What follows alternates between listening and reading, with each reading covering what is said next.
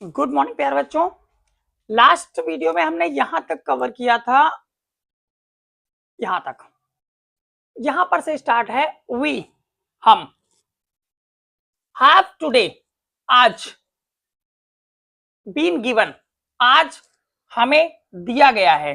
क्या दिया गया है? The rare privilege, rare privilege. अब आप सोच रहे होंगे कि मैंने इतना पार्ट छोड़ क्यों दिया। एक्चुअल में ये क्लॉज है, और क्लॉज को हमने इसलिए छोड़ दिया है क्योंकि यहाँ पर जो चीजें बताई गई है वो तोड़कर बताई जाती है। तो पहले हम मेन क्लास को ले रहे हैं, उसके बाद हम इस वाली क्लास को लेंगे, यानी कि कंपाउंड क्लास को लेंगे। तो यहाँ पर बताया गया है आज हमें, आज दिया गया है। क्या दिया गया है? The rare privilege. रेयर का मतलब होता है दुर्लभ, प्रिविलेज का मतलब होता है विशेषाधिकार। आज हमें ऐसा विशेष अधिकार, दुर्लभ विशेष अधिकार दिया गया है। काहे के लिए? टू बी होस्ट, होस्ट करने के लिए, होस्ट बनने के लिए। होस्ट मतलब होता है मेजबान। किसी की खातिरदारी करने के लिए आज हमें विशेष अधिकार दिया गया है। और वो खातिरदारी किसकी है? टू द नेशंस, राष्ट्रों की। राष्ट्रों की है, और राष्ट्र कहाँ के? ऑफ द वर्ल्ड, संसार के राष्ट्रों की खातिरदारी करने के लिए आज हमें विशेष अधिकार दिया गया है। ऑन अवर ओन सॉइल, हमारी अपनी मिट्टी पर, हमारी अपनी भूमि पर। हुवर, जो हम लोग हैं, वो रहे हैं। कहाँ रहे हैं? आउटलॉज। आउटलॉज का मतलब होता है ऐसे कानून जो हमें किसी प्रथा के चलते, उन कानूनों से जो हमारे लिए हितकर कानून थे, उन कानूनों से हम लोग बाहर रहे हैं। आउटलॉज का एक मीनिंग होता है बैन। तो हम लोग ऐसा कह सकते हैं, हम लोग बैन रहे हैं।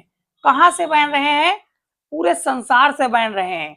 यहाँ पर लिखा भी है, वी हु वर आउटलॉज, हम जो आउटलॉज रहे हैं, आउटलॉज मीन्स बैन रहे हैं।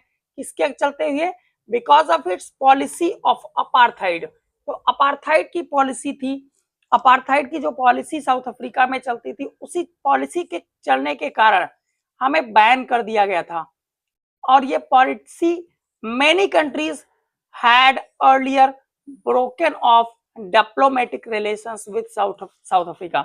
साउथ अफ्रीका के साथ जो बहुत सारी कंट्रीज हैं, उन्होंने पहले ही डिप्लोमेटिक रिलेशंस जो हैं उनको ब्रोकन ऑफ कर दिया है। ब्रोकन ऑफ मतलब तोड़ देना। जो कूटनीतिज्ञ जो रिलेशनशिप होते हैं, कूटनीति या राजनीति वाले जो रिलेशनशिप होते हैं, उनको पहले ही साउथ अफ्रीका के साथ बहुत सारी कंट्रीज ने तोड़ रखा है। बहुत सारी, many countries had earlier broken of, बहुत सारी कंट्रीज ने ब्रोकन ऑफ कर लिया है डिप्लोमेटिक रिलेशन। डिप्लोमेटिक रिलेशंस को ब्रोकन ऑफ कर लिया है, यानी कि किसी भी प्रकार का राजनीतिक और कूटनैतिक रिलेशनशिप हमारा किसी अन्य कंट्री के साथ नहीं रह गया था। और ये बहुत लंबे समय पहले की बात नहीं है, मतलब हम कह सकते हैं बहुत ही थोड़े समय पहले की बात है, जब हमारा रिलेशन किसी के साथ नहीं रह गया था, तब की बात है। और आज हमें ये मौका मिला है, विशेष मौका मिला है होस्ट करने का उन्हीं लीडर्स को, उन्हीं वर्ल्ड के नेताओं को या उन्हीं नेशंस को जिनके साथ हमारा कूटनीति या राजनीति में किसी भी प्रकार का रिलेशनशिप नहीं रह गया था। आज हमें उनका सम्मान करने का मौका मिल गया हमारी अपनी मिट्टी पर। वी थैंक, इसीलिए नेल्सन मंडेला कहते हैं हम धन्यवाद करते हैं ऑल ऑफ आवर डिस्टिंग्विश्ड, हम अपने उन सभी डिस्टिंग्विश्ड, डिस्टिंग्विश्ड का मतलब होता है भिन्न भिन्न, जो भिन्न भिन्न इंटरनेशनल गेस्ट्स हैं, उन सभी का धन्यवाद करते हैं, थैंक करते हैं फॉर हैविंग कम, आने के लिए, टू टेक पोसेशन, और अपना अधिकार दिखाने के लिए, with the people of our country, हमारे जो देश के लोग हैं उन्हीं लोगों के साथ अपना अधिकार दिखाने के लिए जो लोग हमारे देश में आए हैं मेहमान बनकर, उन सभी इंटरनेशनल लेबर्स को जो भिन्न भिन्न है, उन सभी का हम धन्यवाद करते हैं। Of what is after all, कहते हैं इसके बाद अ कॉमन विक्ट्री, जो हमारी कॉमन विक्ट्री हुई है। किसकी कॉमन विक्ट्री हुई है? जस्टिस की, पीस की, और ह्यूमन डिग्निटी की, मानवता की, मानवता की मर्यादा की, यानी कि मानवीय मर्यादा की जो विक्ट्री हुई है, जो जीत हुई है, जस्टिस न्याय की जो जीत हुई है, शांति की जो जीत हुई है, उन सभी चीजों के लिए ये जो वर्ल्ड लीडर्स हैं यहाँ पर आए हैं और आज हम उनका सम्मान कर रहे हैं, उनका होस्ट बन रहे हैं, अर्थात उनकी खातिरदारी कर रहे हैं। इसलिए उन सभी को मैं धन्यवाद करता हूं जो सभी हमारे यहाँ अपना अधिकार लेने के लिए आए हैं। हमें इस पर बड़ा ही गर्व है। आगे कहते हैं we have at least achieved. ये एट लीस्ट वर्ड हम शुरुआत में कर दे अगर जो, तो हम कहेंगे वी हैव अचीव्ड, अंततः। एट लीस्ट मतलब अंततः, अंततः सॉरी एट लास्ट मतलब अंततः, अंततः हमने अचीव कर लिया है, प्राप्त कर लिया है अवर पॉलिटिकल इमेंसिपेशन। इमेंसिपेशन का मतलब होता है फ्रीडम, स्वतंत्रता, और वो भी किससे? रिस्ट्रिक्शंस के खिलाफ। तो रिस्ट्रिक्शंस जो हमारे ऊपर प्रतिबंध लगाए गए थे, हमने अभी बताया था आउटलॉज अर्थात बैन कर दिया गया था हमको, विश्व की कंट्रीज के द्वारा हमें बैन कर दिया गया था। कहते थे कि आपके यहाँ एक सिस्टम चलता है अपार्थाइड नाम का, उस सिस्टम के चलते हम किसी भी प्रकार से आपके साथ कोई रिलेशन नहीं रखेंगे। तो उस प्रकार के हमें सिस्टम से मुक्ति मिल गई है और हमें पॉलिटिकल इमेंसिपेशन प्राप्त कर लिया है, अचीव कर लिया है, पॉलिटिकल राजनीतिक फ्रीडम प्राप्त कर ली है। वी प्लेज, और हम अब प्लेज करते हैं, प्लेज मतलब शपथ करते हैं, शपथ लेते हैं अवर सेल्व्स, स्वयं एक शपथ लेते हैं टू लिबरेट, लिबरेट रहने की। किसकी शपथ लेते हैं? स्वयं लिबरेट रहने की, लिबरेट मतलब मुक्त रहने की, ऑल अवर पीपल, और मुक्त किसके रहने की? हम अपने सभी पीपल के मुक्त रहने की एक कसम लेते हैं। From the continuing, from the continuing का मतलब है लगातार, बॉन्डेज मतलब बंधन, जो लगातार हम बंधन में रहे, रिस्ट्रिक्शंस में रहे हैं, जो हम लगातार रिस्ट्रिक्शंस में रहे, उन सभी बंधनों से, जो लगातार रहे बंधन, उन सभी बंधनों से आज हमें लिबरेशन मिल गया, स्वतंत्रता मिल गई है, इमेंसिपेशन प्राप्त हो गया, फ्रीडम प्राप्त हो गई है। और ऑफ पॉवर्टी, गरीबी से जो लगातार बॉन्डेज रहा है, लगातार पॉवर्टी की जो बाउंडेज रही है, गरीबी की जो बंधन रहे हैं, उससे भी हमको आज स्वतंत्रता मिली है। डेप्राइवेशन से स्वतंत्रता मिली है। डेप्राइवेशन का मतलब होता है किसी भी चीज से वंचित रह जाना। सफरिंग अर्थात कष्टों से हमें स्वतंत्रता मिली है। जेंडर से हमें स्वतंत्रता मिली है। यहाँ पर रंग भेद के साथ कास्ट जेंडर डिस्क्रिमिनेशन भी था, तो जेंडर डिस्क्रिमिनेशन के से भी हमको स्वतंत्रता मिली है, और अदर डिस्क्रिमिनेशन से भी हमको स्वतंत्रता मिली है। डेप्राइवेशन और डिस्क्रिमिनेशन, डेप्राइवेशन मतलब वंचित होना, डिस्क्रिमिनेशन का मतलब होता है भेदभाव। जो अन्य भेदभाव भी साउथ अफ्रीका में चलते थे, उन सभी से आज हमको कंप्लीट रूप से लिबरेशन मिल गया, और हमको ही नहीं, हमारे सभी लोगों को, ऑल अवर पीपल, हमारे सभी लोगों को कंटिन्यू बॉन्डेज, पावर्टी, जो पावर्टी का लगातार बंधन था, डिप्राइवेशन था, वंचित रहे थे हम लोग बहुत सारी चीजों से, उनसे सब से, सफरिंग से, जेंडर से, और अन्य भेदभाव दो जो थे अफ्रीका में चलते थे, उन सभी से आज हमको कंप्लीट रूप से इमांसिपेशन मिल गई है, अर्थात लिबरेशन भी मिल गई है, स्वतंत्रता मिल गई है, और हमें कंप्लीट रूप से आज हम मुक्त हो चुके हैं। आगे कहते हैं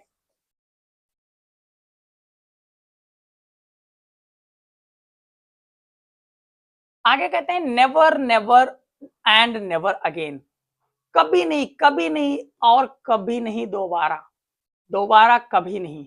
शैल इट बी दैट, ऐसा, दैट, दैट मतलब ऐसा, ऐसा अब दोबारा कभी नहीं होगा, कभी कभी कभी नहीं होगा, ऐसा अब दोबारा कभी नहीं होगा। दिस ब्यूटीफुल लैंड, ये जो ब्यूटीफुल लैंड है, ये जो सुंदर भूमि है, विल अगेन एक्सपीरियंस, वो ऐसा अनुभव अब दोबारा कभी नहीं करेगी।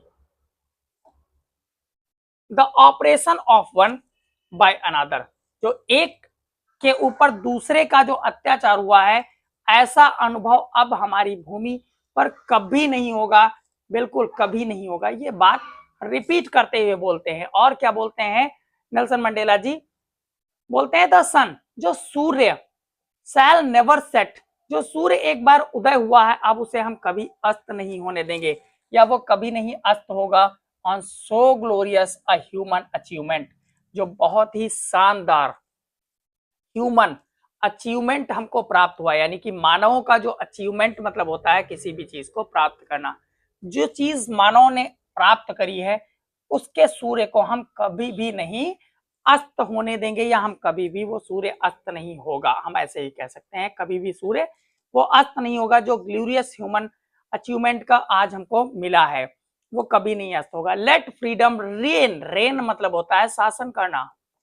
अब शासन करने दीजिए, शासन करने दीजिए। किसको शासन करने दीजिए? स्वतंत्रता को, स्वतंत्रता को शासन करने दीजिए। गॉड ब्लेस अफ्रीका, और गॉड जो है वो अफ्रीका को ब्लेस करे।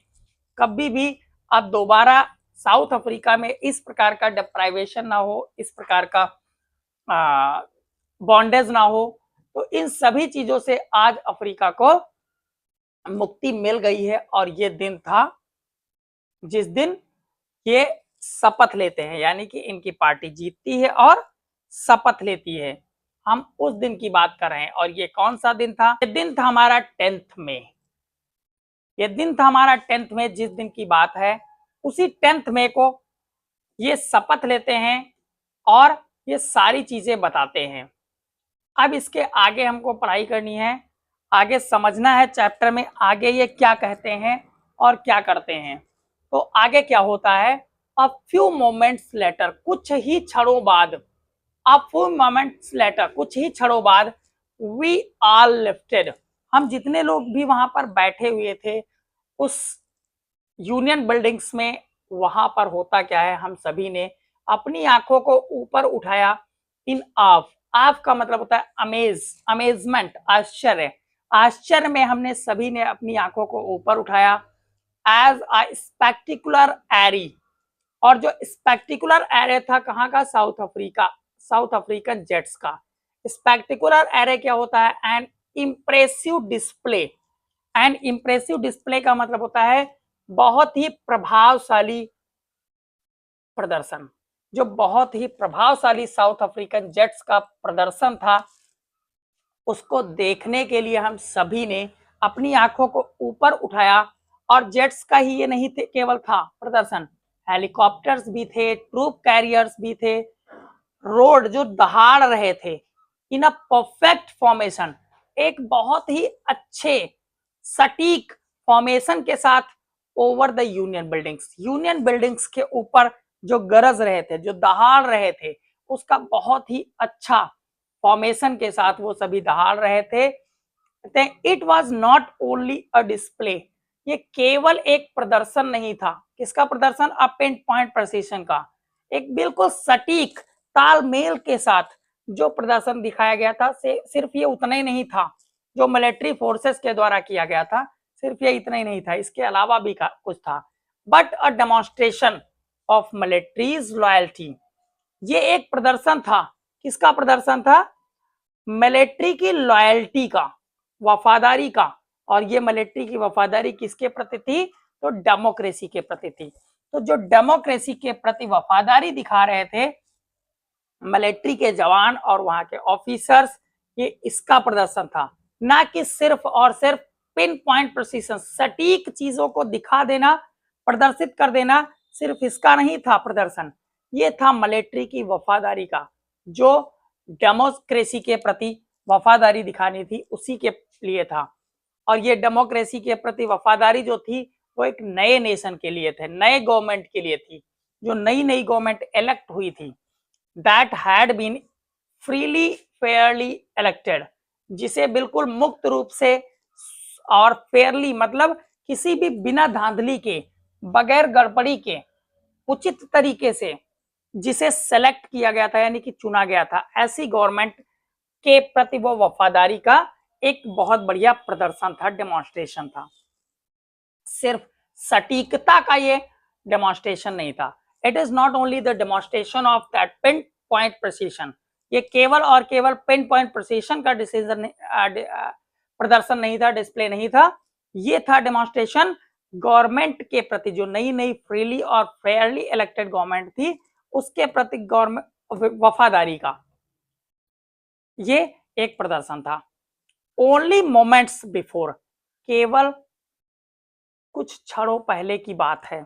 Only moments before the highest generals, थोड़ी देर पहले की बात है, थोड़ी देर पहले की बात है, जो हाईएस्ट जनरल्स थे of the south African defence force, south African defence force, defence force मतलब जो आत्मरक्षा बल होते हैं, जो रक्षा बल होते हैं, फोर्सेस जो होते हैं, जैसे लैंड फोर्स है, एयर फोर्स है या नेवी है, इन्हें डिफेंस फोर्सेस कहा जाता है। तो जो डिफेंस फोर्सेस थे साउथ अफ्रीका के, उनके जो हाईएस्ट जनरल्स थे और जो पुलिस के हाईएस्ट अथॉरिटीज थे, उनके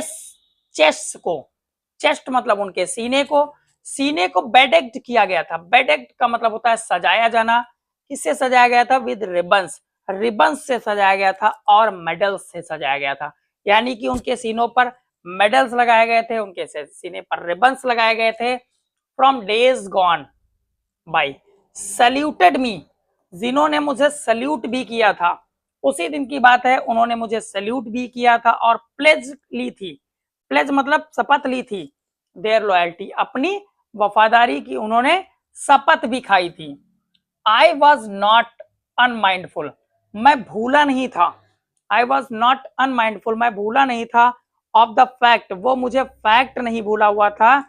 that not so many years before, कि बहुत साल पहले की बात नहीं है, मुझे वो फैक्ट नहीं भूला था। आगे अपने पास्ट की बातों की जिक्र करते हैं, इनके साथ पास्ट में ऐसा कुछ हुआ था, उसी की बात करते हुए बताते हैं नेल्सन मंडेला और कहते हैं आई वॉज नॉट अनमाइंडफुल, मैं भूला नहीं था। ऑफ द फैक्ट, वो फैक्ट नहीं भूला था। That not so many years before, की बहुत साल पहले की बात नहीं है, मैं वो फैक्ट नहीं भूला था। They would not have saluted, कि जब उन्होंने मुझे सल्यूट तो नहीं किया था, बट अरेस्टेड मी, सल्यूट तो नहीं किया था कतई, लेकिन मुझे साथ में अरेस्ट किया था।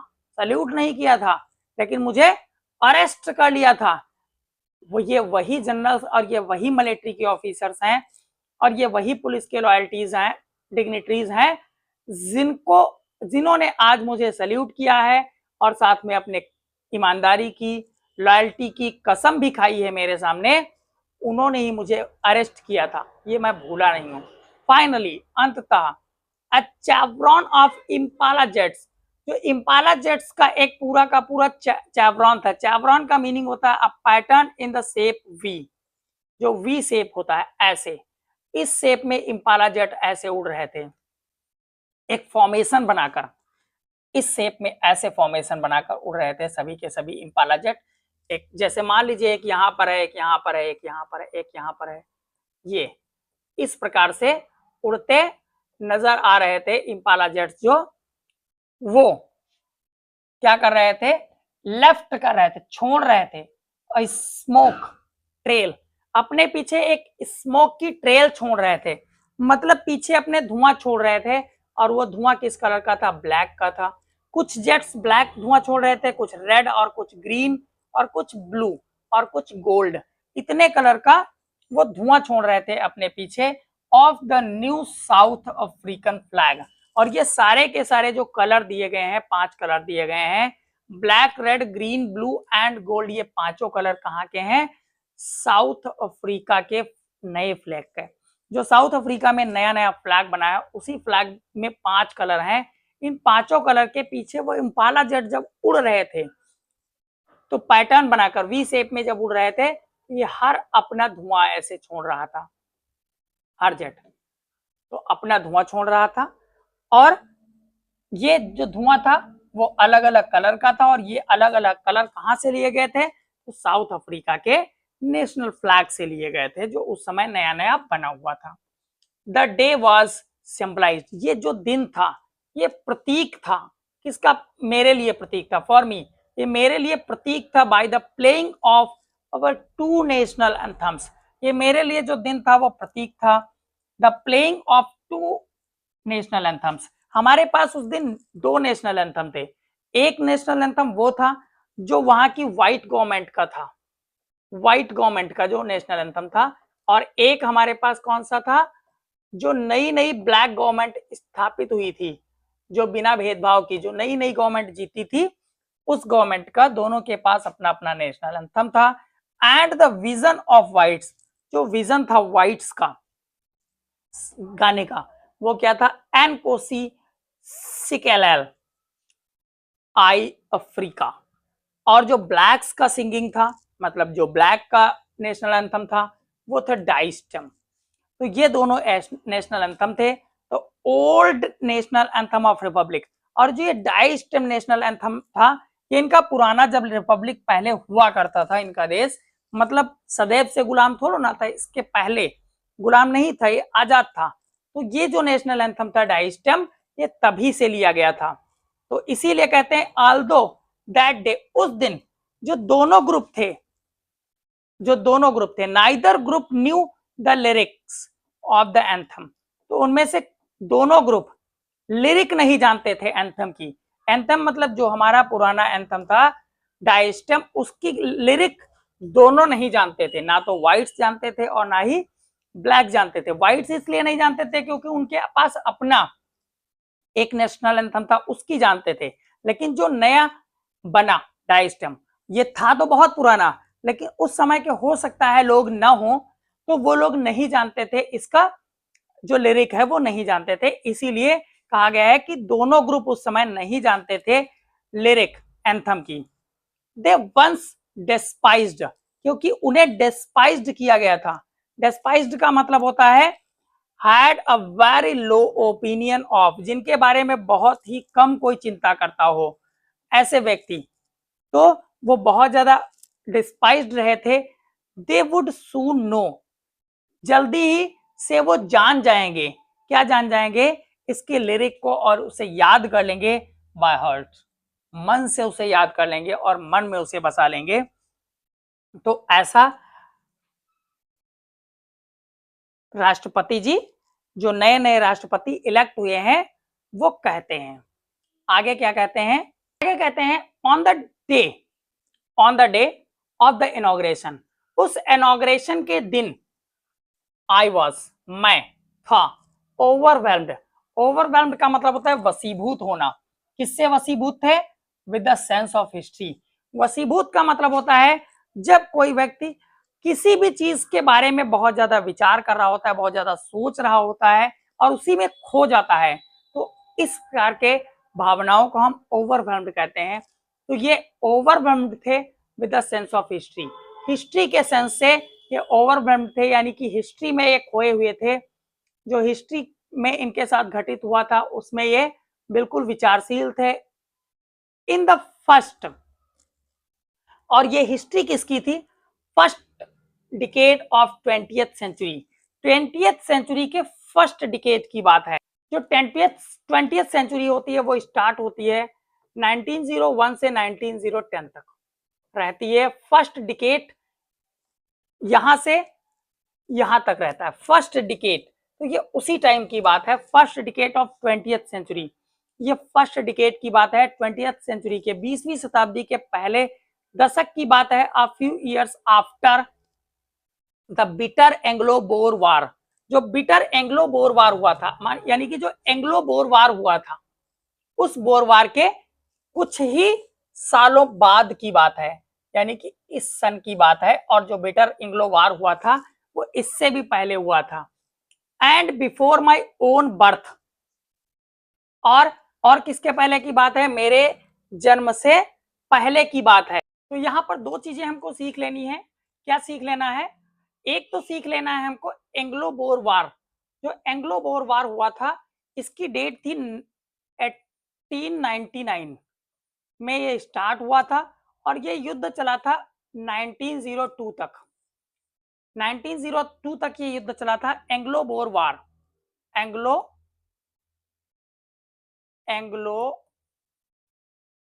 बोर वार ये चला था 1899 से स्टार्ट हुआ तो 1902 तक चला था। पहली चीज तो ये बात कर रहे हैं 20th सेंचुरी की, तो 20th सेंचुरी यहां से स्टार्ट हुई थी, लेकिन कह रहे हैं फ्यू इयर्स आफ्टर, ये फ्यू इयर्स आफ्टर की बात थी, यानी कि एंग्लो वार के कुछ सालों बाद की बात है। तो एंग्लो वार यहां से स्टार्ट हुआ था, इसके कुछ ही सालों की बात है, जब के सेंस से ये वसीभूत थे। तो ये थी बात एंग्लो बोर वार की। एंग्लो बोर वार स्टार्ट हुआ था 1899 में, ये 1902 तक चला हुआ था। और किसकी बात करते हैं, तो कहते हैं आगे बात बताते हैं हमारे जन्म के पहले की बात है। इनके जन्म के पहले की इसलिए बात है क्योंकि इनका जन्म हुआ था 1918 में, 1918 में इनका जन्म हुआ था नेल्सन मंडेला का। ये डेट ऑफ बर्थ है नेल्सन मंडेला की। और इससे पहले की इसलिए बात है क्योंकि एंग्लो वार हुआ था इस समय। एंग्लो वार हुआ था साउथ अफ्रीका के गणराज्य कुछ प्रांत थे उनके बीच में, और साथ में हुआ था ये ब्रिटिश आर्मी से। तो ब्रिटिश आर्मी और जो साउथ अफ्रीका के कुछ गणराज्य प्रदेश थे उनके बीच में ये युद्ध हुआ था। तो कहते हैं उस बोर एंग्लो वार के पहले की बात है और मेरे जन्म के, सॉरी, उसके बाद की बात है और मेरे जन्म के पहले की बात है। तब की हिस्ट्री से मैं वशीभूत रहा था। और क्या कहते हैं, the white skinned peoples of South Africa patched, कहते हैं जो व्हाइट स्किन्ड पीपल थे साउथ अफ्रीका के, उन्होंने पैच किया था। पैच्ड, पैच्ड का मतलब होता है धब्बा लगा देना, दाग लगा देना। तो उन्होंने दाग लगा दिया था किस पर, पैच्ड अप देयर डिफरेंसेस, उन्होंने डिफरेंसेस का दाग लगा दिया था। डिफरेंसेस मतलब अंतर, एंड इरेक्टेड, और खड़ा कर दिया था। इरेक्टेड का मतलब होता है खड़ा कर देना। क्या खड़ा कर दिया था, एक सिस्टम। सिस्टम किसका था, वो रेशियल डोमिनेशन का था। रेशियल डोमिनेशन, डोमिनेशन का मतलब होता है, डोमिनेशन का मतलब होता है किसी भी चीज को दबा देना। तो ये किसको दबाते थे, डार्क स्किन्ड पीपल को दबाते थे, ऑफ देयर ओन लैंड। ये मत समझना कि कभी भी जो साउथ अफ्रीका में था वो ब्रिटिश आए थे, ब्रिटिशर्स को नहीं बोला गया। यहाँ साउथ अफ्रीका में ही दो प्रकार के व्यक्ति रहते थे, एक तो डार्क स्किन्ड पीपल और दूसरे रहते थे व्हाइट स्किन्ड पीपल। तो जो व्हाइट स्किन्ड पीपल थे उन्होंने एक धब्बा लगा दिया था डिफरेंसेस का, यानी कि हम कह सकते हैं एक प्रकार का लेबल लगा दिया था। पैच का मतलब लेबल भी होता है, तो एक लेबल लगा दिया था। किसका लेबल लगा दिया था, भिन्नता का, और खड़ा कर दिया था, एक सिस्टम खड़ा कर दिया था रेशियल डोमिनेशन का, जो खिलाफ में था डार्क स्किन्ड पीपल। तो डार्क स्किन्ड पीपल के खिलाफ एक रेशियल डोमिनेशन का डिफरेंस इरेक्ट कर दिया था और उसका पैच लगा दिया था, एक लेबल लगा दिया था कि आप लोग डार्क हैं, मैं व्हाइट हूं, तो मैं ज्यादा सुपीरियर हूं आपकी तुलना में। तो इसका एक लेबल लगा दिया था, और ये वही डोमिनेशन का रेशियल सिस्टम था जिसे हम अपार्थाइड बोलते हैं। द स्ट्रक्चर, इस स्ट्रक्चर में they created formed, they created formed the basis of one of the harshest, कहते हैं ये एक ऐसा क्रिएशन था, ये एक ऐसा, उन्होंने एक ऐसा क्रिएटेड स्ट्रक्चर जो था, ऐसा क्रिएट किया था structure. The structure they created, वह स्ट्रक्चर जो उन्होंने क्रिएट किया था, फॉर्म किया था, जो बनाया था, ये बना हुआ था basis of one, basis of one of the harshest. One of the harshest का मतलब होता है सबसे ज्यादा कठोर, सबसे ज्यादा कठोरता के आधार पर इस स्ट्रक्चर का फॉर्मेशन किया गया था, बनाया गया था, निर्माण किया गया था। मोस्ट इनह्यूमन, और सबसे ज्यादा अमानवीय स्ट्रक्चर था। सोसाइटीज द वर्ल्ड, जो वर्ल्ड की सोसाइटीज थी, हैज नेवर एवर नोन, ऐसे सिस्टम को उन्होंने कभी भी नहीं जाना था। इतना ज्यादा वो हार्सेस्ट था, इतना ज्यादा वो कठोर था, इतना ज्यादा वो अमानवीय था। संसार की कोई भी ऐसी सोसाइटी नहीं थी जिस सोसाइटी में इतने अमानवीय तरीके से, इतने हार्सेस्ट सिस्टम का क्रिएशन किया था। ऐसा कोई भी संसार का व्यक्ति नहीं जानता था इससे पहले। नाउ आज in the last decade of the 20th century, आज लास्ट डिकेड 20th सेंचुरी के लास्ट डिकेड की बात कर रहे हैं, इस सन की बात कर रहे हैं, यानी कि 20th सेंचुरी के लास्ट डिकेड की बात कर रहे हैं। And my own 8th decade as a man, और इनका अपना 8वां दशक था। 8वां दशक मतलब ही इज अबाउट 80 ईयर्स, लगभग 80 साल के थे ये। नेल्सन मंडेला इस समय लगभग 80 साल के थे मैन के रूप में। दैट सिस्टम हैड बीन, जो ये सिस्टम खड़ा हुआ था, वो सिस्टम को आज क्या किया गया है, हैड बीन ओवरटर्न्ड फॉरएवर, इसे ओवरटर्न कर दिया गया है सदैव के लिए। ओवरटर्न मतलब समाप्त कर दिया गया है सदैव के लिए, फॉरएवर। एंड रिप्लेस्ड, और इसकी जगह पर एक नए सिस्टम का निर्माण किया गया है बाय वन, एक ऐसा सिस्टम दैट रिकॉग्नाइज्ड, जो पहचानता है द राइट्स, अधिकारों को, द फ्रीडम्स, स्वतंत्रता को पहचानता है, ऑफ ऑल पीपल्स, सभी प्रकार के लोगों को, regardless of the colour of their skin, इनके स्किन के कलर पर, जो स्किन का कलर है उसको परे होकर, यानी कि उसके बाहर जो स्वतंत्रता और अधिकारों के लिए है सिस्टम, ऐसे सिस्टम से रिप्लेस कर दिया गया है। इसमें इनके कलर को नहीं देखा जाएगा, इनकी स्किन का कलर कैसा है, इनकी जाति कौन सी है, ये कुछ नहीं देखा जाएगा, सिर्फ और सिर्फ मानवों को देखा जाएगा। और यहाँ सभी पीपल के लिए एक समान अधिकार वाला, एक समान स्वतंत्रता वाले सिस्टम को रिप्लेस किया गया है। किससे रिप्लेस किया गया है? जो पहले बहुत ही हार्डेस्ट सिस्टम था उस सिस्टम से आज रिप्लेस कर दिया गया है। यानी कि यहाँ का सिस्टम अब जो चालू होगा वो ऐसा सिस्टम चालू होगा जिसमें सबकी स्वतंत्रता और सबके अधिकारों का ध्यान रखा जाएगा। ऐसे सिस्टम का निर्माण किया गया है और ऐसा सिस्टम से रिप्लेस कर दिया गया है पुराने सिस्टम को।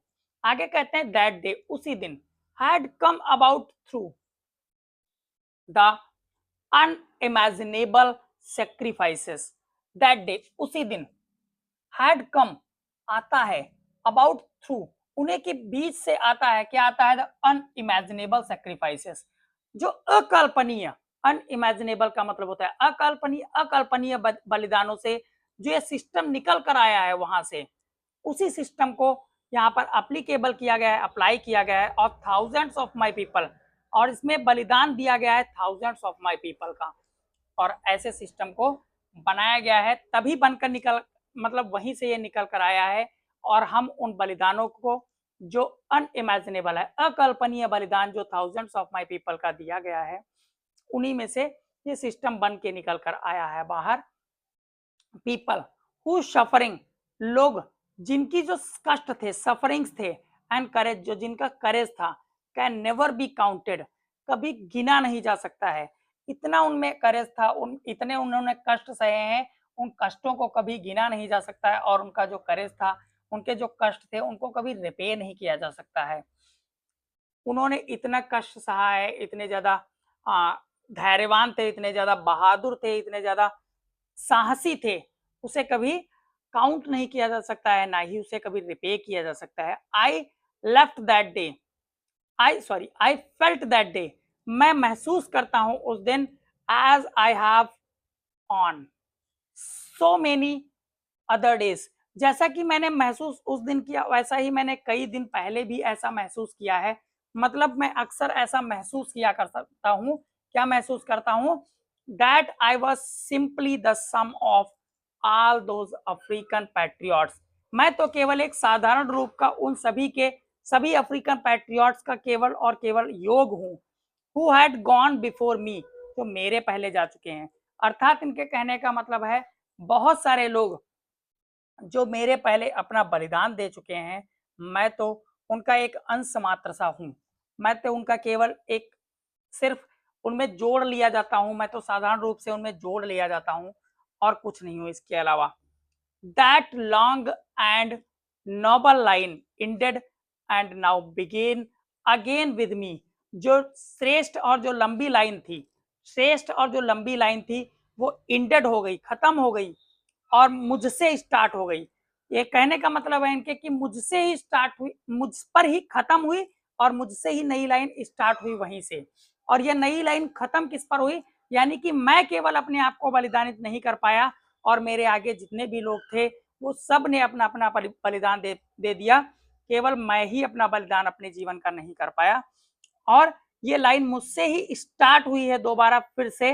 इसका कहने का मतलब है कि मैं ही अब इस देश को आगे लेकर जाऊंगा। आई वॉज पेन्ड दैट, मुझे दर्द होता था, मुझे दर्द होता था। That I was not able to thank, मुझे दर्द इस चीज का होता था कि मैं उन लोगों को धन्यवाद करने के योग्य नहीं था। किनके योग्य नहीं था? दम। And that they were not able to see that what their sacrifices had wrought, कि उनका जो बलिदान था, उनका बलिदान क्या लेकर आया। सेक्रीफाइसेस एट रॉट, उनका बलिदान क्या लेकर आया। मैं उन लोगों को धन्यवाद देने के एबल नहीं हूँ और वो लोग देखने के एबल नहीं है कि उनका बलिदान क्या लेकर आया। तो बलिदान उनका जो था वो स्वतंत्रता लेकर आया, इनके देशवासियों के लिए स्वतंत्रता लेकर आया। और ये धन्यवाद देने के लिए इसलिए नहीं काबिल हैं क्योंकि ये जितने भी पैट्रियट्स थे वो सब के सब गुजर चुके थे, अर्थात सब के सब अपने प्राण त्याग चुके थे। और ये लाइन दोबारा इन्हीं से स्टार्ट होती है, क्योंकि ये दोबारा बनते हैं, यहाँ के फर्स्ट टाइम बनते हैं राष्ट्रपति और देश को लेड करते हैं, आगे ले जाते हैं। The policy of apartheid created a deep and lasting bound in my country and my people. जो अपार्थाइड की पॉलिसी थी, अपार्थाइड की जो नीति थी, उसने क्रिएट किया था, निर्माण किया था एक डीप, एक बहुत ही गहरा, लास्टिंग का मतलब होता है बहुत लंबे समय तक चलने वाला, ना खत्म होने वाला, बाउंड एक बहुत ही लंबे समय तक चलने वाला, बहुत ही हम कह सकते हैं ना खत्म होने वाला घाव, जो मेरे देश में और मेरे लोगों पर क्रिएट हुआ, जिसका निर्माण हुआ अपार्थाइड की पॉलिसी से, जो बहुत ही गहरा और बहुत ही लंबे समय तक चलने वाला, ना खत्म होने वाला जो घाव मेरे देश में और मेरे देश के लोगों पर क्रिएट हुआ है। All of us will spend, हम सभी के सभी स्पेंड करेंगे, खर्च करेंगे, मेनी ईयर्स, बहुत सारे साल खर्च करेंगे, इफ नॉट जनरेशंस, यदि पीढ़ियां नहीं खर्च करेंगे। पीढ़ियां मतलब होता है जैसे पिता का पुत्र और पुत्र का फिर से पुत्र, तो ये पीढ़ियां होती हैं, उन्हें जनरेशंस बोला जाता है। तो जनरेशंस नहीं खर्च करेंगे, recovering from that profound hurt, वो जो हमको हर्ट मिला है, हर्ट मतलब होता है चोट, जो हमको चोट मिला है, प्रोफाउंड मतलब बहुत ही गहरा, जो हमको बहुत ही गहरी चोट मिली है अपार्थाइड के सिस्टम से, उस सिस्टम को रिकवर करने के लिए, मतलब उस चोट को रिकवर करने के लिए अगर जो हमें पीढ़ियां नहीं लगेंगी, but the decades of operations, तो कहते हैं ऑपरेशन, जो अत्याचार, जो अत्याचारों का डिकेट हुआ है, but the decades of operations and brutally had another, जो एक दूसरे पर किया गया है बहुत ही क्रूरता पूर्वक, ब्रूटली निर्दयता पूर्वक जो अत्याचार किया गया है, अनइंटेंडेड, बिना इंटेंडेड, बिना इंटेंडेड का मतलब होता है बिना आशा के, इफेक्ट, अनइंटेंडेड इफेक्ट, जो उसका परिणाम बना, जो उसका रिजल्ट मिला, जो उसका प्रभाव पड़ा, and that was that it produced the Oliver, और उसी के परिणाम के स्वरूप, ये वही परिणाम की बात है कि अगर जो इतना घाव, ये जो रिकवर करने में हमें जिसको पीढ़ियां नहीं लगेंगी, तो दशकों, तो हम कह सकते हैं आवाज से लगेंगे, और ये जो दशकों तक अत्याचार होता रहा है, जो बहुत ही निर्दयता पूर्वक एक दूसरे पर अत्याचार हो रहा है, जो अनइंटेंडेड था, मतलब बिना इरादे के, तो उसका जो इफेक्ट पड़ा, उसी इफेक्ट के कारण आज प्रोड्यूस हुए हैं, प्रोड्यूस मतलब हुआ है निर्माण हुआ है, किसका निर्माण हुआ है, द ओलिवर थाम्बोज, ओलिवर टैम्बोज, ओलिवर टैम्बोज का निर्माण हुआ है, द वाल्टर सिसुलस का निर्माण हुआ है, द चीफ लुथलेस का निर्माण हुआ है, द यूसुफ डैडूस का निर्माण हुआ है, द बैरम फिशर का निर्माण हुआ है, एंड द रॉबर्ट सबक्यूज का निर्माण हुआ है ऑफ अवर टाइम, हमारे समय के। यानी कि ये सब कौन है, ये सब के सब स्वतंत्रता सेनानी हैं, और उस स्वतंत्रता में इन्हीं के साथ, अर्थात नेल्सन मंडेला के साथ ही इन सभी ने अपना योगदान दिया है। कहते हैं कि अगर जो कभी भी आप किसी ग्रेट कैरेक्टर को देखेंगे, तो ग्रेट कैरेक्टर में एक चीज आपको हमेशा मिलेगी, क्या हमेशा मिलेगी एक चीज, कि आप देखेंगे कि उन पर बहुत ज्यादा अत्याचार किया गया है, तो उसी अत्याचार के चलते हुए इन लोगों का निर्माण हुआ। अगर जो अत्याचार ना होता तो इन लोगों का निर्माण भी शायद नहीं होता। तो किसी भी महान शख्सियत को पाने के लिए महान अत्याचार की भी जरूरत होती है। जिस प्रकार से हमारे देश में, हमारे देश में अंग्रेजों के अत्याचार को समाप्त करने के लिए महात्मा गांधी, सुभाष चंद्र बोस, लाला लाजपत राय, चंद्रशेखर आजाद जैसे महान लीडर्स आए, उसी प्रकार से साउथ अफ्रीका में जो अत्याचार हुआ था, जो ब्रूटैलिटी हुई थी, जो अत्याचार हुआ था, निर्दयता का जो ऑपरेशन हुआ था, अत्याचार हुआ था, जो दशकों तक अत्याचार हुआ था, उस दशकों के अत्याचार को समाप्त करने के लिए इन सभी लोगों का जन्म हुआ, और ये सभी लोग आगे आए और उस अत्याचार के खिलाफ लड़े। Men such an man of such extraordinary characters, ऐसे लोग जो, तो मैन ऑफ सच एक्स्ट्रॉर्डनरी करेज, तो ऐसे करेज के, ऐसे विजडम मतलब बुद्धिमत्ता के, और जनरसिटी मतलब उदारता के लोग उत्पन्न हुए। और ये देखो इनकी सबकी तस्वीर भी दी गई है, जैसे ओलिवर थॉम्बो की तस्वीर दी गई है, टैम्बो की दी गई है, वॉल्टर सेस्लू की दी गई है, चीफ लुथलिस की दी गई है, और यूसिफ डैडूज की दी गई है, ब्रैम फिशर की दी गई है, रॉबर्ट सुबक्यूज की दी गई है। इन सभी की तस्वीर भी दी गई है। ऐसे कैरेक्टर्स का उत्पन्न होना अपने में एक महान बात है, और इस महान बात को इफेक्ट में तभी लाया जा सकता है जब ऐसे इस प्रकार के अत्याचार होंगे। आगे नेल्सन मंडेला कहते हैं विजडम एंड जनरसिटी, उदारता, उदारता, बुद्धिमत्ता, साहस, ऐसे व्यक्ति थे, इनमें सब कुछ था। दैट देयर लाइक में नेवर बी नोन अगेन, इस प्रकार का शायद दोबारा करेज, जनरसिटी और विजडम शायद दोबारा कभी ना देखा जा सके। परहैप्स, शायद इट रिक्वायर्स, कहते हैं शायद ऐसा जरूरत है, इस चीज की जरूरत है, किस चीज की जरूरत है, सच डेप्थ ऑफ ऑपरेशन, अभी ये चीज मैंने बताई थी, इतने प्रकार के, इतने अच्छे व्यक्तियों के निर्माण के लिए, to create such heights of characters, इतने अच्छे कैरेक्टर्स वाले व्यक्तियों के निर्माण के लिए शायद जरूरी भी है इतने बड़े प्रकार के अत्याचार का। अगर जो बड़े प्रकार का अत्याचार होता है तभी बड़े प्रकार के कैरेक्टर के व्यक्ति सामने निकल कर आते हैं। माई कंट्री इज रिच, जो मेरा देश है वो रिच है, किसमें रिच है, मिनरल्स में, एंड जेम्स में, मेरे जो मेरा देश है वो मिनरल्स में और जेम्स, जेम्स मतलब आभूषण, तो इन सभी चीजों में रिच है। That lie beneath it's soil, जो इसकी मिट्टी के नीचे दबे हुए पड़े हुए हैं। जेम्स और मिनरल्स बहुत सारे हैं साउथ अफ्रीकन लैंड में, but I have always known, लेकिन मैं हमेशा जानता हूं, क्या जानता हूं, that it's greatest wealth is it's people, लेकिन मैं ये जानता हूं कि मेरे देश के जो लोग हैं वही इसकी वास्तविक या सबसे बड़ी वेल्थ है। The greatest wealth of it's in its land is it's people, इस भूमि के जो सबसे बड़ी वेल्थ है वो इसके लोग हैं। फाइनर, श्रेष्ठ, टू और सच्चे, देन द प्योरेस्ट डायमंड, किससे ज्यादा श्रेष्ठ हैं, अच्छे हैं, प्योरेस्ट डायमंड से भी ज्यादा अच्छे हैं यहाँ के रहने वाले लोग। आगे क्या कहते हैं, अपनी स्पीच को कंटिन्यू करते हैं और आगे बहुत सारी चीजें बताते हैं।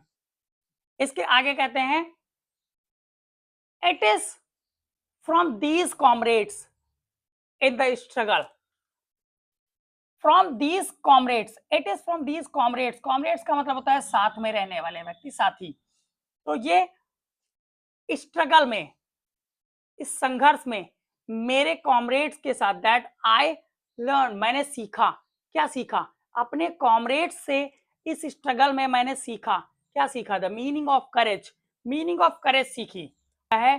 Time and again I have seen man, समय समय पर या दोबारा मैंने देखा है, क्या देखा है, मैन आदमियों को, वोमेन औरतों को, risk and give their lives, risk लेते हुए और जीवन देते हुए, अपना जीवन त्याग देते हुए मैंने देखा है। फॉर एन आइडिया, एक विचार के लिए अपने जीवन को त्याग देते हुए, जीवन का रिस्क लेते हुए मैंने एक विचार के लिए मेन और वुमेन दोनों को देखा है। और ये विचार किसका था, विचार था फ्रीडम का, इक्वालिटी का, जिसमें हर व्यक्ति को इक्वालिटी मिले। आगे बताते हैं आई हैव सीन, मैंने देखा है मैन को स्टैंड अप होते हुए, खड़े होते हुए, टू अटैक्स, अटैक्स कुछ लोग करते थे और उसके सामने डटे खड़े रहते थे, टॉर्चर करते थे फिर भी एक डटे खड़े रहते थे, विदाउट ब्रेकिंग, बिना टूटे हुए, शोइंग दिखाते थे अ स्ट्रेंथ, अपनी शक्ति को, एंड रेजिलेंस, रेजिलेंस मतलब दृढ़ता, अपनी दृढ़ता को दिखाते थे, दैट डिफाइज, जो डिफाई करता है, रेजिलेंस का मतलब होता है दृढ़ता और डिफाइज का मतलब होता है किसी भी चीज का वर्णन करना, तो जो डिफाई करता है इनके इमेजिनेशन को, डिफाइज द इमेजिनेशन, इनकी कल्पना को, इमेजिनेशन इनकी कल्पना को डिफाई करता है, इनके दृढ़ता और स्ट्रेंथ दिखाता है, इनकी दृढ़ता और रेजिलेंस जो डिफाई करता है इनके इमेजिनेशन को। आई लर्न, मैंने सीखा है, दैट करेज, जो करेज है, was not the absence of fear, जो करेज है इसका मतलब ये नहीं है कि आप में के अंदर डर नहीं है तो आप बहादुर हो गए, इसका मतलब ये कभी नहीं होता है। इन्होंने क्या सीखा है, but the Triumph over it, इन्होंने सीखा है जो डर है उस डर के ऊपर विजय प्राप्त कर लेना। जो डर है आपके अंदर डर है और डर के ऊपर अगर जो आपने विजय प्राप्त कर लिया तब आप साहसी हैं, ये इसका मीनिंग होता है। द ब्रेव मैन, जो बहादुर लोग होते हैं, इज नॉट, वो बहादुर नहीं होते हैं जो who does not feel afraid, जो डर महसूस नहीं करते हैं, बट हु, वे लोग होते हैं हु कंकर्स दैट फियर, जो उस डर को जीत लेते हैं। ऐसे लोग बहादुर होते हैं जो डर को जीत लेते हैं। इसका मतलब ये नहीं है वो लोग बहादुर नहीं होते हैं जिन्हें डर महसूस ही नहीं होता है। बहादुर वे लोग होते हैं जिन्हें डर तो महसूस होता है लेकिन उस पर विजय प्राप्त कर लेते हैं, वे लोग बहादुर होते हैं। यही है real meaning of courage. No one is born hating another person, कोई भी व्यक्ति दूसरे पर्सन को जन्म से घृणा नहीं करता है। जन्म जब लेता है कोई व्यक्ति तो जन्म से कोई व्यक्ति दूसरे पर्सन को घृणा नहीं करता है, बिकॉज ऑफ द कलर, जो कलर है उस व्यक्ति का, of their of his skin, जो उसकी स्किन का कलर है उसके बेसिस पर कोई व्यक्ति जन्म से किसी से घृणा नहीं करता, या फिर उसके बैकग्राउंड से जन्म से ही कोई घृणा नहीं करता है, और हिज रिलीजन, और उसके धर्म से जन्म से कोई घृणा नहीं करता है। क्योंकि जब बच्चा जन्म लेता है तो उसे ये सारी चीजें नहीं पता होती हैं, ये सारी चीजें वो यहाँ पर आकर सीखता है। कहते हैं people must learn to hate, people जब हेट करना सीख सकते हैं, जब हेट करना सीख सकते हैं, and if they can learn to hate, कहते हैं यदि वो लर्न कर सकते हैं, हेट करना सीख सकते हैं, they can be taught to love, तो उन्हें प्रेम करना भी सिखाया जा सकता है। फॉर लव कम्स, क्योंकि जो लव है वो आता है मोर नेचुरली, ज्यादा नेचुरल तरीके से आ जाता है टू द ह्यूमन हार्ट, मनुष्य के हृदय में, देन इट्स अपोजिट, इसके विपरीत, इसके विपरीत का मतलब है हेट के विपरीत, हेट के जो विपरीत लव है वो मोर नेचुरल तरीके से मनुष्य के हृदय में आ जाता है। तो इसलिए कहते हैं यदि कोई व्यक्ति जन्म लेता है और वो बाद में नफरत करना सीख लेता है तो उसे प्रेम करना भी सिखाया जाता है। और इसी चीज को फॉलो किया था महात्मा बुद्ध ने, और इसीलिए आज वो बहुत बड़े फिलोसोफर माने जाते हैं, बहुत बड़े ईश्वर माने जाते हैं, लोगों के लिए ईश्वर हैं वो, आज उन्हें ईश्वर का दर्जा दिया जाता है। कारण एक है क्योंकि वो लोगों को नफरत की बजाय प्रेम करना सिखाते थे, इसीलिए आज उनका लोग सम्मान करते हैं और पूजा भी करते हैं।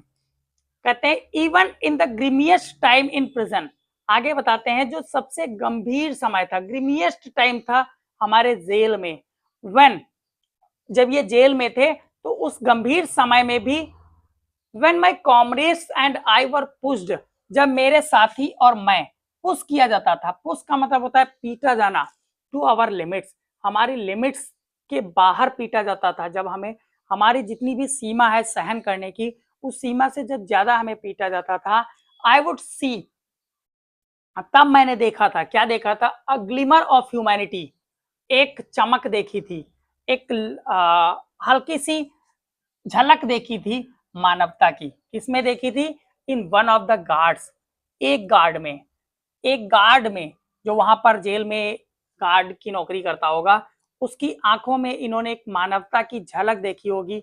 परहैप्स, शायद जस्ट फॉर अ सेकेंड, शायद वो झलक एक सेकेंड के लिए थी, but it was enough to reassure me, लेकिन वो जो झलक थी वो मुझे रीअज्योर करने के लिए, रीअज्योर का मतलब होता है पुनः विश्वास दिलाने के लिए पर्याप्त थी। और विश्वास किस चीज का, एंड कीप मी गोइंग, ये विश्वास था कि मैं और ज्यादा टॉर्चर सह सकता हूँ, और ज्यादा मैं अपनी लिमिट से बाहर भी जा सकता हूँ, चाहे जितना मुझे टॉर्चर किया जाए, चाहे जितना मुझे पीटा जाए, फिर भी मैं उसे सह सकता हूँ। इस प्रकार का विश्वास देने के लिए वो एक सेकंड के लिए जो झलक मुझे दिखी थी एक गार्ड में, वो काफी थी। Man's goodness is a flame, जो आदमी की अच्छाई है वो एक फ्लेम है, एक लव है, एक लपट है, दैट कैन बी हिडन, जो छिपाई तो जा सकती है बट नेवर एक्सटिंग्विश्ड, लेकिन बुझाई कभी नहीं जाती है, बुझाई कभी नहीं जा सकती है। एक ऐसी लपट है, एक ऐसी फ्लेम है, एक ऐसी लपट है जिसे छिपाया तो जा सकता है लेकिन बुझाया नहीं जा सकता है। ये क्या है? आदमी की अच्छाई। यदि किसी भी व्यक्ति के अंदर अच्छाई है तो उस अच्छाई को दबाया तो कुछ समय के लिए जा सकता है और छिपाया भी जा सकता है, लेकिन उसे कभी भी समाप्त नहीं किया जा सकता है। तो इस प्रकार से ये चैप्टर को और कंटिन्यू करते हैं और आगे बताते हैं बहुत सारी चीजें, और आगे बताते हैं इन लाइफ, जीवन में every man has twin obligations, हर व्यक्ति के पास दोहरी जिम्मेदारियां हैं, यानी कि दो जिम्मेदारियां हैं हर व्यक्ति के पास। पहली जिम्मेदारी कौन सी है? Obligation to his family, to his parents and to his wife and children, and he has an obligation to his people, his community, his country. तो ये दो जिम्मेदारियां हैं। पहली जिम्मेदारी उसके अपने परिवार के लिए है, पेरेंट्स के लिए है, अपनी पत्नी के लिए है और अपने बच्चों के लिए है। और जो दूसरी जिम्मेदारी है वो काहे के लिए है? अपने लोगों के लिए है, अपने समुदाय के लिए है और अपने देश के लिए है। ये दो जिम्मेदारियां हर व्यक्ति के पास होती हैं in a civil and humane society. एक सभ्य और मानवीय जो समाज होता है, उस समाज में हर व्यक्ति के पास ये दो जिम्मेदारियां होती हैं। आगे कहते हैं each man is able to fulfil those obligations, प्रत्येक व्यक्ति एबल होता है, योग्य होता है इन प्रकार की, जो इस प्रकार की ऑब्लिगेशंस होती हैं, जो जिम्मेदारियां होती हैं उनको पूरा करने का। चाहे वो उसके परिवार के प्रति कोई जिम्मेदारी हो, चाहे फैमिली, चाहे माता पिता के प्रति हो, चाहे पत्नी के प्रति हो, और चाहे बच्चों के प्रति हो, और चाहे देश के प्रति हो, चाहे समाज के प्रति हो, और चाहे किसी भी प्रकार के समुदाय के प्रति जिम्मेदारी हो, वो हर व्यक्ति अपनी जिम्मेदारी को पूरा करने के एबल होता है, हर व्यक्ति। लेकिन आगे कहते हैं according to his own inclination, इनके इंक्लाइनेशन के अनुसार। इंक्लाइनेशन का मतलब होता है नेचुरल टेंडेंसीज ऑफ बिहेवियर, जो प्राकृतिक नेचुरल तरीके से प्राकृतिक प्रवृत्तियां होती हैं या फिर उनके बर्ताव जो होते हैं, उसे अपने बर्ताव और अपने प्रवृत्ति के अनुसार, अकॉर्डिंग टू हिज ओन, अपने प्रवृत्ति के अनुसार हर व्यक्ति अपनी एबिलिटीज के अनुसार और अपनी एबिलिटीज यानी कि योग्यताओं के अनुसार इनको पूरा करने का एबल होता है। व्यक्ति जो होता है वो किसके लिए एबल होता है? अपनी जिम्मेदारियों को पूरा करने के लिए एबल होता है हर व्यक्ति। और किसके अनुसार? अपनी प्रवृत्तियों और अपनी क्षमताओं के अनुसार हर व्यक्ति जिम्मेदार होता है और हर व्यक्ति अपनी जिम्मेदारियों को पूरा करता है। बट लेकिन in a country like South Africa, लेकिन country like South Africa, South Africa जैसे देश में इट वॉज ऑलमोस्ट इम्पॉसिबल, ये लगभग असंभव था। किसके लिए असंभव था? फॉर अ मैन, एक आदमी के लिए, of my birth and colour, जन्म में और कलर में, मेरे साथ जो जन्मा है और मेरे कलर में जो जन्मा है, उसके लिए इन प्रकार की जिम्मेदारियों को पूरा करना लगभग असंभव था।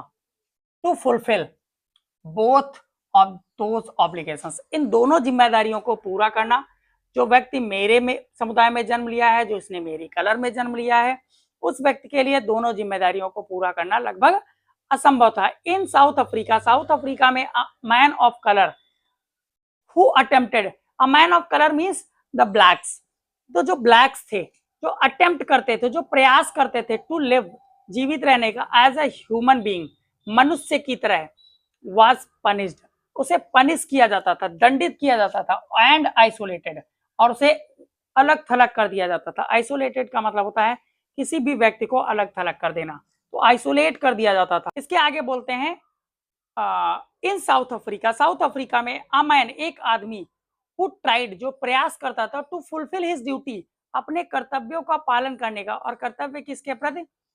टू हिज पीपल, अपने लोगों के प्रति जो उसके कर्तव्य थे उनको पूरा करने का अगर जो कोई व्यक्ति प्रयास करता था, वाज इनएविटेबली रिप्ड, तो उसे अनिवार्य रूप से रिप्ड कर दिया जाता था। रिप्ड का मतलब, वैसे तो रिप्ड का मतलब होता है चीरना या फाड़ना, यहाँ मतलब है इसको अलग कर देना, तो उसे बिल्कुल अलग थलग कर दिया जाता था फ्रॉम हिज फैमिली, अपने परिवार से, एंड हिज होम एंड और उसके घर से and was forced to live और उसे मजबूर किया जाता था रहने के लिए अ लाइफ अपार्ट। अपार्ट मतलब बिल्कुल अकेले, तो अलग, बिल्कुल अकेले जीवन जीने के लिए उसे मजबूर कर दिया जाता था। A twilight existence of secrecy and rebellion और उसका जो अस्तित्व होता था वो कैसा हो जाता था, सिक्रेसी का मतलब अकेलेपन का और रेबेलियन मतलब विद्रोही का। तो उसका जो अस्तित्व होता था उस समय वो बन जाता था एक अकेलेपन का और विद्रोही का। सेक्रेसी मतलब गोपनीय, एक्सिस्टेंस ऑफ सेक्रेसी गोपनीयता का एक्सिस्टेंस उसका बन जाता था और उसी की झलक उसमें मिलती थी। और क्या बन जाता था, वो रेबेलियन बन जाता था। I did not in the beginning, शुरुआत में, in the beginning I did not choose, शुरुआत में मैंने नहीं चूज किया, मैंने चुना नहीं। टू प्लेस माई पीपल, शुरुआत में मैंने अपने लोगों को नहीं चुना। एबव माई फैमिली, अपने परिवार से ऊपर अपने लोगों को नहीं चुना।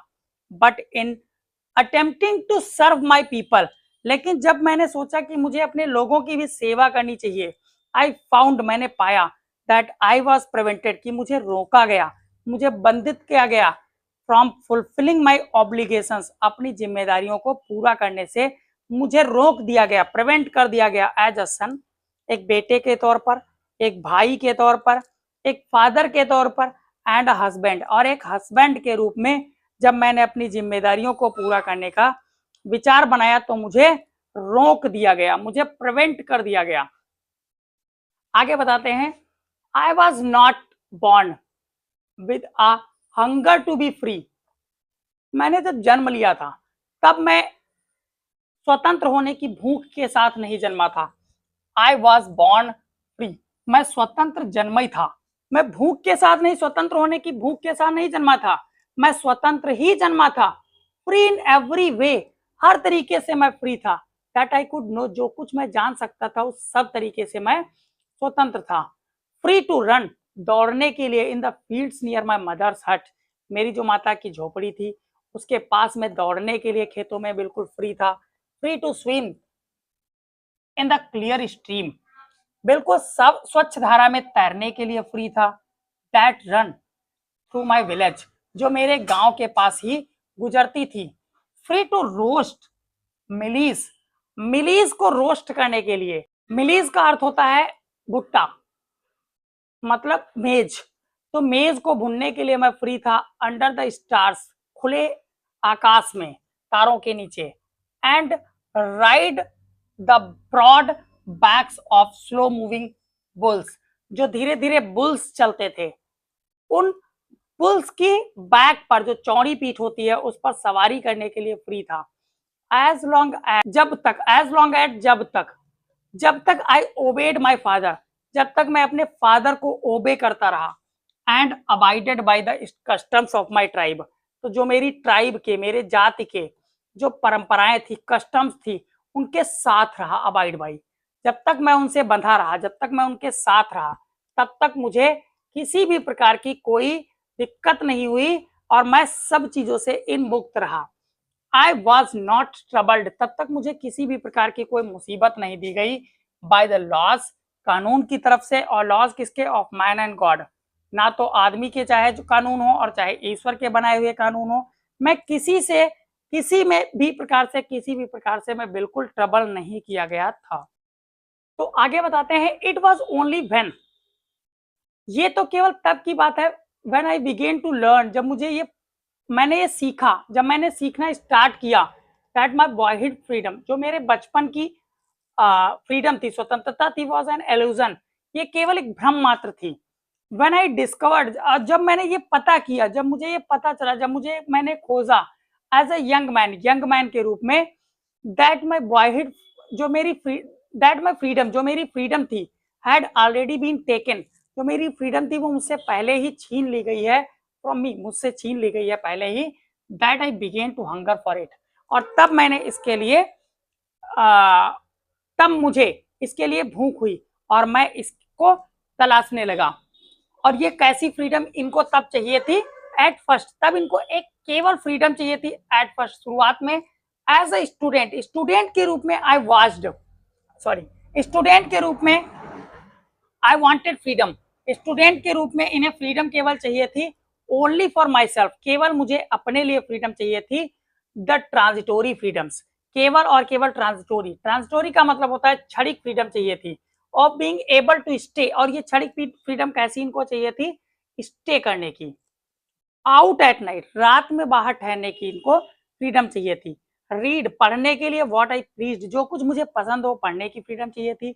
And go where I choose, और जहां इनको पसंद हो वहां जाने की इनको फ्रीडम चाहिए थी। लेटर, बाद में क्या हुआ, एज अ यंग मैन, एक यंग मैन के रूप में, इन जोहान्सबर्ग, जोहान्सबर्ग एक साउथ अफ्रीका का ही शहर है, वहां पर जब ये थे तो यंग मैन के रूप में इन्हें यर्न हुई, यर्न का मतलब होता है चाहना, आई यर्न, इन्होंने चाहा for the basic and honourable freedoms, इन्होंने किसकी चाह की, एक बेसिक रूप से और ऑनरेबल, श्रेष्ठता वाली यानी कि अच्छी फ्रीडम इनको चाहिए थी, जिसमें सम्मान भी इनका ना खोए, ऐसी इनको फ्रीडम चाहिए थी।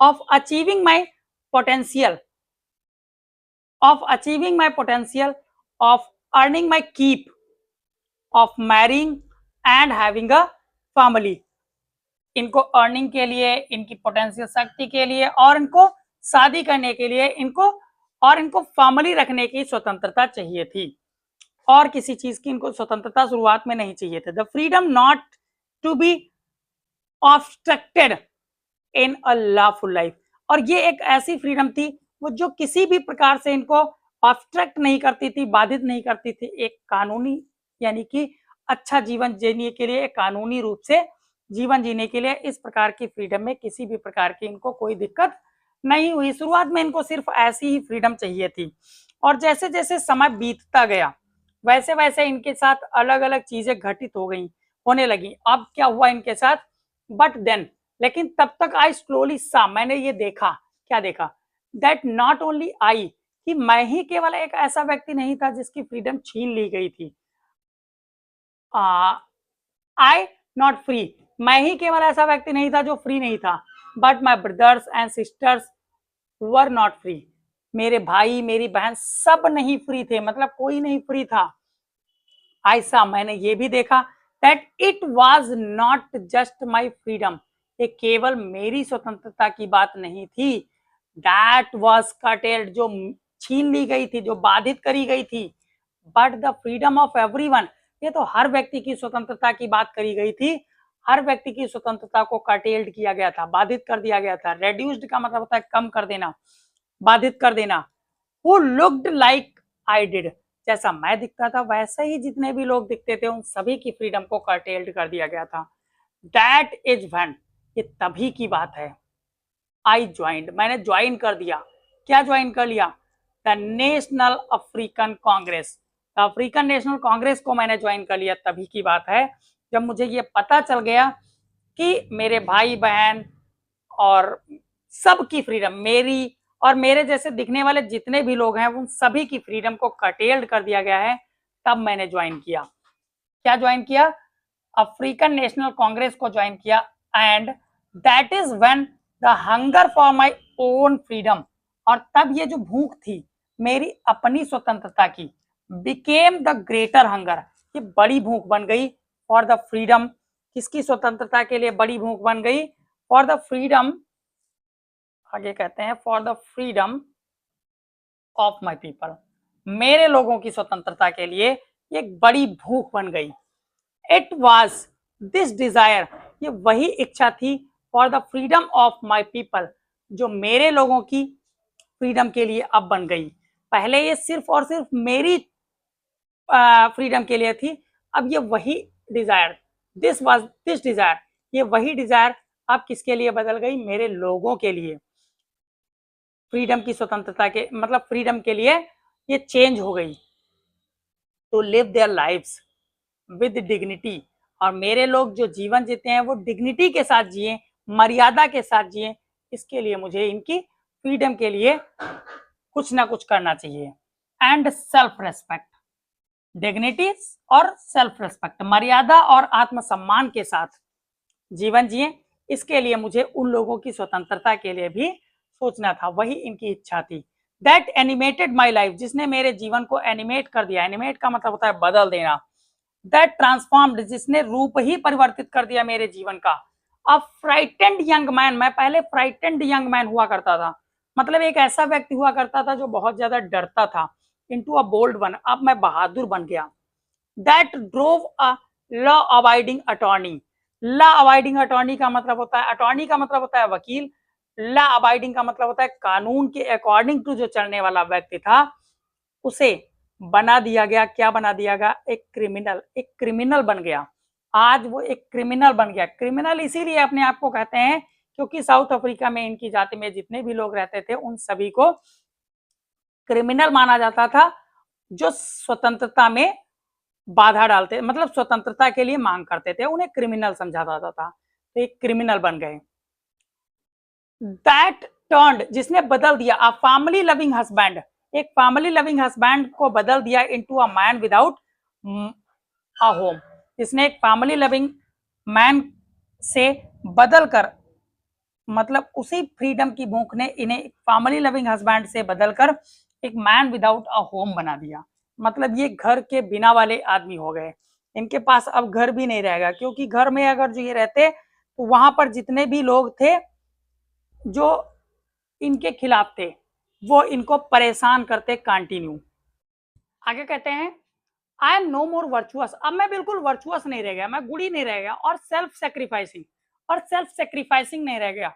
देन द नेक्स्ट मैन, जो नेक्स्ट मैन है मतलब अगला आदमी है, हमसे आगे वाला व्यक्ति है, उसके तुलना में मैं बिल्कुल सेल्फ सेक्रीफाइसिंग नहीं रह गया, मैं बिल्कुल गुड़ी नहीं रह गया।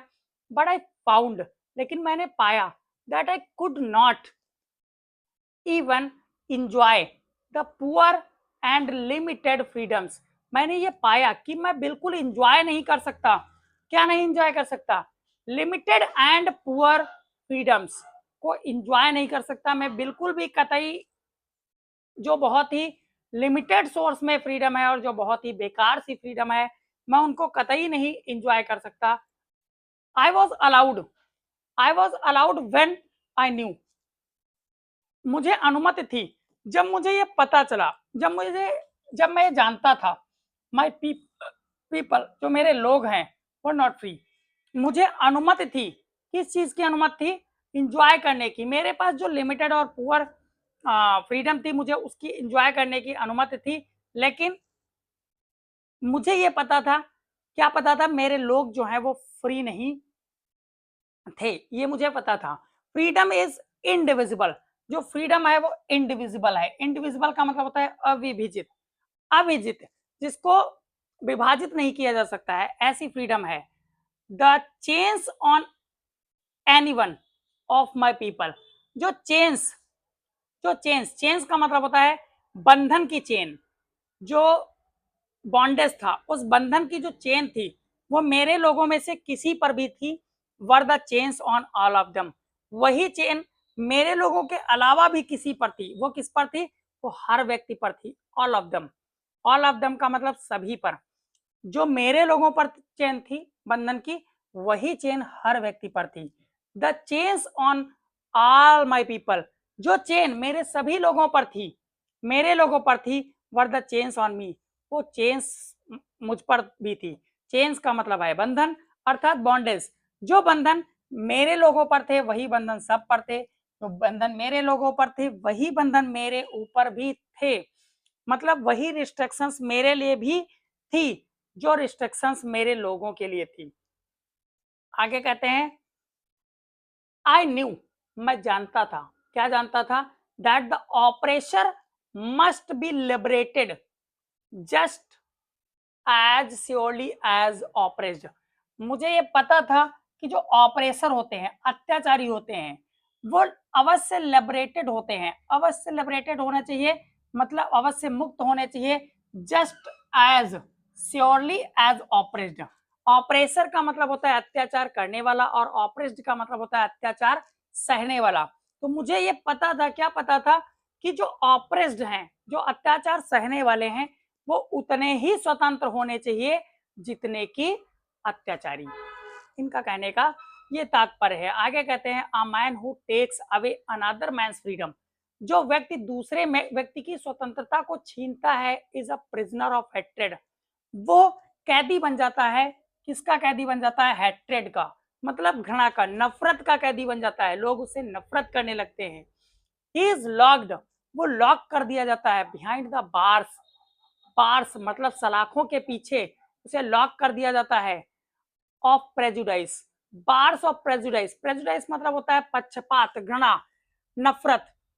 तो I strong dislike without any good reason, बिना किसी अच्छे कारण के, जो बहुत ही स्ट्रांग डिसलाइक होती है, मतलब नफरत होती है किसी के प्रति, उसके पीछे, उन सलाखों के पीछे जो प्रेजुडाइस की, बहुत ही बड़ी नफरत की, बहुत ही भारी नफरत की जो सलाखें हैं, उनके पीछे उस व्यक्ति को लॉक कर दिया जाता है जो व्यक्ति दूसरे व्यक्ति की स्वतंत्रता को छीन लेता है। नैरो माइंडनेस, नैरो माइंडनेस का मतलब होता है तुच्छ सोच वाला। तो तुच्छ सोच की सलाखों के पीछे हम कह सकते हैं, या फिर नफरत की सलाखों के पीछे उस व्यक्ति को बंद कर दिया जाता है। आगे करते कहते हैं I am not truly free, वास्तव में मैं फ्री नहीं था, वास्तव में मैं फ्री नहीं हूँ, वास्तव में मैं फ्री नहीं हूँ। If I am taking away someone's else freedom, यदि मैं किसी दूसरे व्यक्ति की फ्रीडम को छीन लेता हूँ तो मैं भी फ्री नहीं हूँ। Just as surely as I am not free, जिस प्रकार से मैं निश्चित रूप से फ्री नहीं हूँ, when my freedom is taken from me, जिस प्रकार से मेरी स्वतंत्रता जब मुझसे छीन ली जाती है, तो जिस प्रकार से मैं निश्चित रूप से स्वतंत्र नहीं हूँ, उसी प्रकार से जो व्यक्ति छीन लेता है, यानी कि मैं किसी की अगर जो फ्रीडम छीन लेता हूँ तो मैं भी फ्री नहीं हूँ, और जिसकी मैं छीनता हूँ वो भी फ्री नहीं है। द ऑप्रेस्ड एंड ऑपरेसर, इसीलिए बोला गया है, ऑप्रेस्ड मतलब होता है अत्याचार सहने वाला, और ऑप्रेसर का मतलब होता है अत्याचार करने वाला। तो दोनों के दोनों व्यक्ति अलाइक, एक समान होते हैं। आर रॉब्ड, जिनकी स्वतंत्रता को, यानी कि जिनकी मानवता को छीन लिया जाता है। रॉब्ड मतलब होता है छीन लेना, जिनकी मानवता को छीन लिया जाता है, वो एक समान बन जाते हैं। कौन एक समान बन जाते हैं? जो छीनते हैं और जिनकी स्वतंत्रता छीनी जाती है, तो वो एक समान बन जाते हैं। यहाँ पर नेल्सन मंडेला जो हैं, ये हमको बताते हैं फाइनल डिसीजन इनका यही है, यानी कि इनकी फाइनल सोच यही है कि हमें किसी की स्वतंत्रता को नहीं छीनना चाहिए, क्योंकि अगर जो हम किसी की स्वतंत्रता को छीनते हैं तो हमारी भी स्वतंत्रता उसी के साथ चली जाती है, अर्थात मैं भी किसी चीज का या किसी व्यक्ति का कैदी बन जाता हूं। तो इसलिए ऐसा कहते हैं ये कि हमें ना तो किसी की स्वतंत्रता को छीनना चाहिए और ना ही अपनी स्वतंत्रता पर किसी का अंकुश होना चाहिए, यानी कि मेरी स्वतंत्रता पर भी किसी का अंकुश नहीं होना चाहिए और किसी को स्वतंत्रता पर मेरा अंकुश नहीं होना चाहिए। इसलिए इनका मानना यह है, all living beings must be liberate as they are born, जैसे वो जन्म लेते हैं, जैसे जिस प्रकार से वो स्वतंत्र होते हैं, उसी प्रकार से उन्हें मुक्त होते हुए अपना पूरा जीवन व्यतीत करना चाहिए और अपनी पूरी पूरी ऑब्लिगेशन को पूर्ण करना चाहिए। जो भी ऑब्लिगेशन उनके जीवन में उनके आती हैं, उन सभी को पूर्ण करना चाहिए। यहाँ पर ये चैप्टर फिनिश हो जाता है। मिलते हैं नेक्स्ट वीडियो में न्यू चैप्टर के साथ। तब तक के लिए जय हिंद, जय भारत।